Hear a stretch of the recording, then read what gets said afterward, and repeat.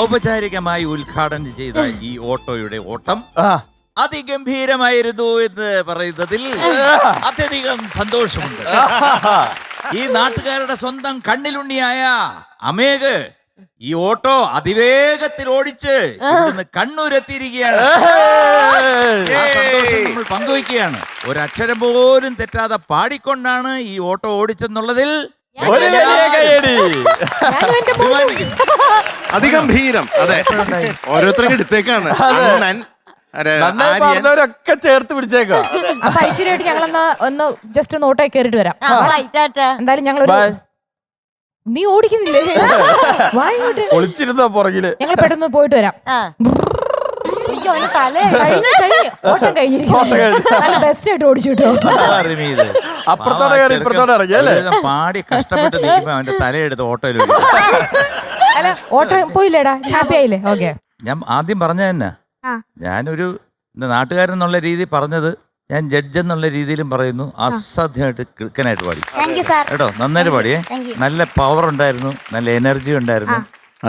എല്ലാം കൊണ്ടും ഡാൻസേഴ്സ് ഒപ്പം നിന്ന്. പിന്നെ എന്താണ് പ്രോപ്പർട്ടി, ഇവർക്ക് എല്ലാവർക്കും വലിയൊരു അടിപൊളിയായി. കാരണം നമ്മള് ഇത് പ്രേക്ഷകർക്ക് തീർച്ചയായിട്ടും ഒരു ട്രീറ്റ് ആണത്, സംശയമില്ലാത്ത കാര്യമാണ്. നിങ്ങൾക്ക് വൈകുന്നേരങ്ങളിൽ അല്ലേ എന്തൊക്കെ ദുഃഖങ്ങളുണ്ടെങ്കിൽ അത് ഇത് കണ്ടു കഴിയുമ്പോഴത്തേക്ക് നിങ്ങളൊന്ന് ഒരു 10 മിനിറ്റ് സന്തോഷമായിട്ട്. തീർച്ചയായിട്ടും ചേട്ടൻ പറഞ്ഞിരുന്ന നേരത്തെ ശ്വാസം എടുക്കാൻ ബുദ്ധിമുട്ടുണ്ടാവും. അതെ, ശ്രദ്ധിച്ചോളണം എന്ന് പറഞ്ഞു. അതൊന്നും അറിയാതെ അറിഞ്ഞില്ല നമ്മള് കാലയ്ക്ക് അസലായിട്ട് പാടി.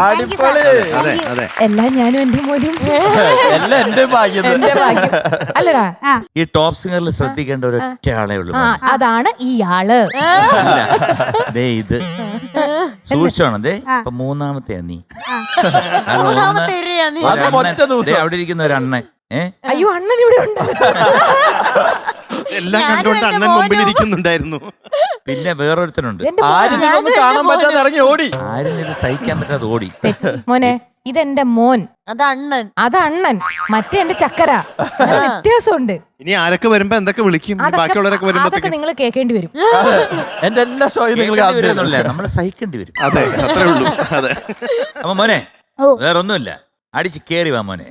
100 out of 100.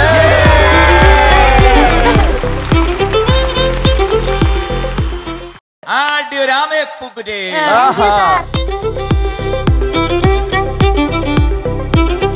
അങ്ങനെ അമേഘിന്റെ ഒരു തകർപ്പൻ പെർഫോമൻസോട് കൂടി നമ്മളിതാ ഇന്നത്തേക്ക് താൽക്കാലികമായി വിട പറയാണ്.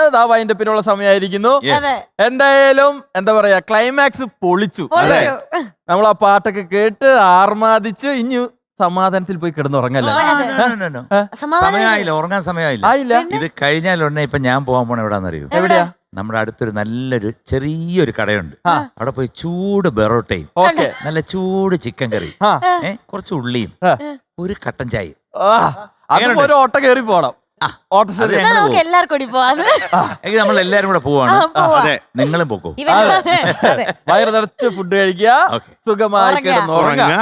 അതെ, റിമിക്ക് ഉറങ്ങാൻ പറ്റില്ല. റിമിക്കിനി അണ്ണനെ പറ്റി ആലോചിക്കാനുണ്ട്.